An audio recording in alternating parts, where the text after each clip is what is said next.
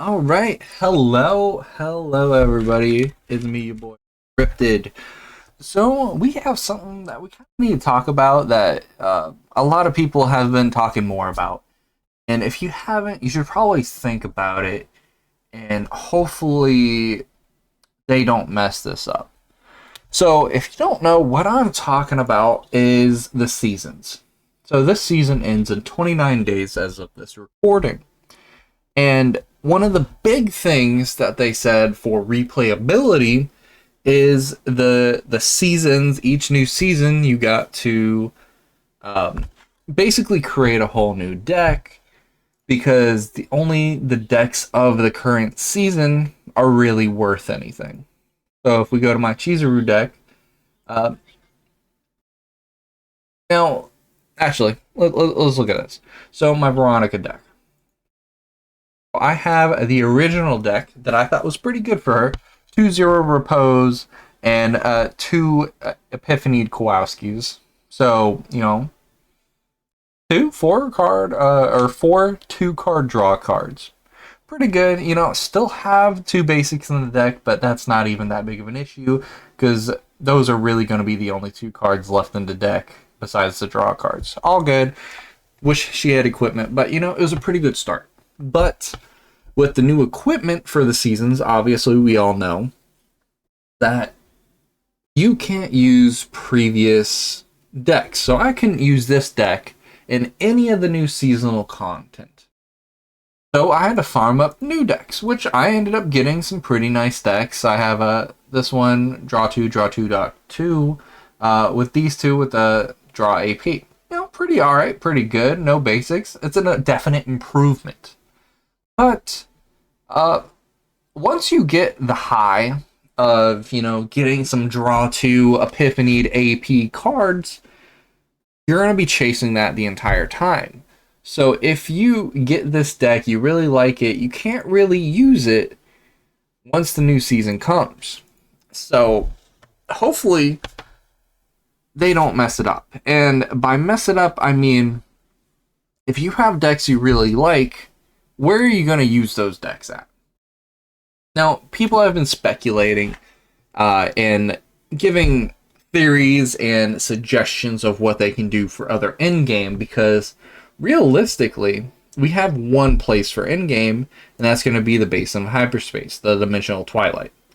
You do that one time, it takes like 10 minutes depending on how good you have with decks. Most of us have a pretty good deck by now. If you've been playing somewhat consistently, you don't really need the best of the best, right?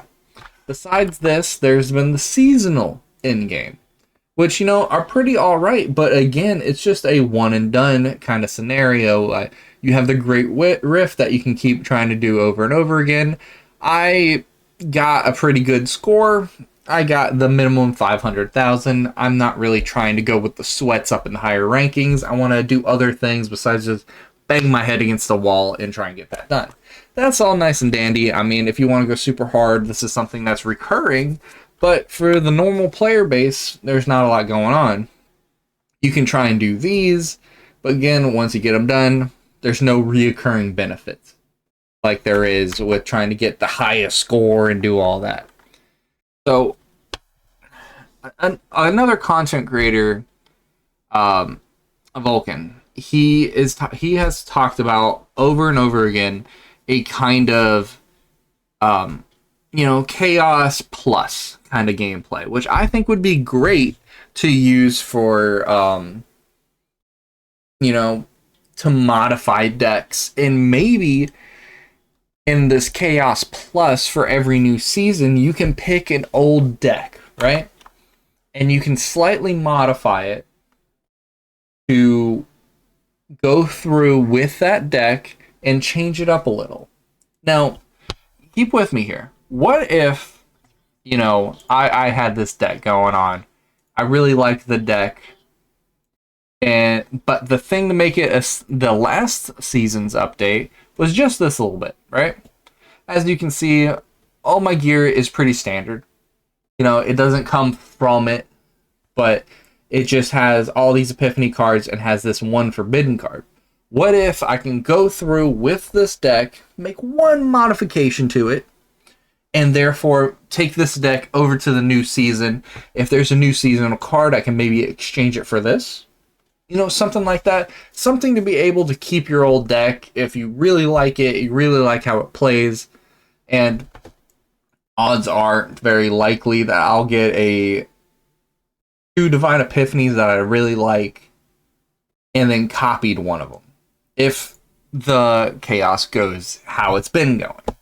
That's just one suggestion. Another suggestion that people have been talking about is like how we can re-roll certain things like the dice rolls in the chaos. If we could make it easier to create decks, then going back to the old ones wouldn't even be an issue. If we can re-roll Epiphanies, re-roll Divine Epiphanies, something like that. And again, doing that same thing of, I just created a deck, this one thing was off, let me go through Chaos Plus and upgrade it a little bit. If I go through it again on a very enhanced difficulty mode, where everything is like twice as hard, but you start with your deck, you get to change 1 or 2 things depending on how good you score, right? If you go through one boss, you can change 1 thing. If you go through the second boss, change 2. And maybe that third boss, like how they just kind of introduced, they can maybe change an equipment. Or if it doesn't have a mythic equipment, give them a mythic equipment. Something like that to spice it up and really make it rewarding to try and create and craft a perfect deck without relying too much on the in-game grind, or too much on the chaos grind. Because people can only bash their head against the wall trying to find that one perfect deck until they go crazy so many times. But if you just create in-game modes where you actually feel rewarded in doing it, because I could go through a chaos mode 10 times and not get anything useful, not be happy with it, just keep sitting there resetting it. It burns me out, makes the game not fun. They just need to have some in-game modes to help you really solidify your decks. And I feel like that would really make it better from season to season to, you know, make the player base happier while still retaining, you know, the quality of the gameplay. It's still going to have a base. Like, if you don't like the base of the deck, obviously these improvements aren't really going to matter, and then you can just go in and try a different way. But, you know, I feel like these are some different things that we need to think about, and hopefully the developer team is thinking about, because that is a big thing, because people are already getting burnt out in this season trying to get some kind of deck or trying to copy someone's godly deck that they got 1 in a million kind of epiphanies and luck and this, that, and the other, and you're not really going to get it in the standard mode. Now we can go over here to Arc City, and I've been buying out the research notes. I obviously haven't bought it this time, but I've been buying them out and, you know, trying to pump this up as soon as possible. As you can see, I've bought them out since day 1, and I'm almost done. I just got these last little bits, and then maybe once you max this out, there'll be one more over here, and it'll cost like 100, right? And it'll be reroll Divine Epiphanies, and then another one will be like 50 and reroll regular Epiphanies. And, you know, obviously reverse that a little bit, but you see what I'm saying? They can add on to this, really throw in a pure customization kind of theme. Obviously, it would have a relative cost equal to what you're doing. So, I don't know, maybe 5 tickets for a regular Epiphany. You could only do it like once per run, right? And maybe it costs like 10 tickets of the little reroll dice hourglass things for a Divine Epiphany that you can only do like once a day, you know? I don't know, make it worthwhile, but don't make it something that you can just spam over and over again.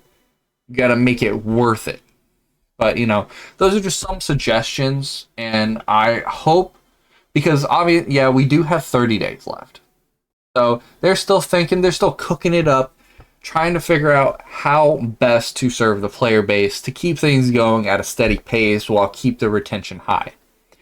Hopefully they're listening to all the content creators. Obviously, I'm not going to be the first one on the list, but I'm hoping maybe my words will reach them at some point and you know, maybe a little sprinkle of effect, a little butterfly effect will go through. And I just hope this game keeps being as good as it has been. I've been having fun. I'm actually about to start building because I finished building my cheese room. Malin, Veronica, Malin, and Cassius. I want to build Kayron, but I also don't want to invest too much because he just doesn't feel that effective without his, you know, goes. I could put this one in, but that's the one I bought. I don't think I'm gonna do that. Maybe if I get lucky and I get two more and I get them to E3, you know, we'll think about it. But the next character I really want to pump up is gonna be Renoa. Kind of counterintuitive, but maybe Renoa, and I kind of want to use Lucas. Lucas seems pretty fun, but we'll see about that. And again, it also really depends on how they implement things in the future with, you know, conversion decks to the new season. If you can do that, if you can only use seasonal decks, we'll have to see about that. They're coming out with a roadmap, so speculating on things right now honestly doesn't make a lot of sense. It's just people talking, you know, blowing hot air. But hopefully, when they release the roadmap, we have a great understanding of what they will do in the future and what they're going to do now, especially with Serenial being the next character. Hopefully, she's a great character. Hopefully, she's not a dud, which honestly, a lot of people liked Yuki. I wasn't really a big fan. I just didn't really feel like she brought anything. And the only thing she really did bring was they kind of have to force a boss fight for her to be, you know, super, super relevant, gave her the type weakness and everything, and set it up specifically for her to be good. But that's just how it is. Thank you all for watching. I appreciate it. You guys have a good one. Peace.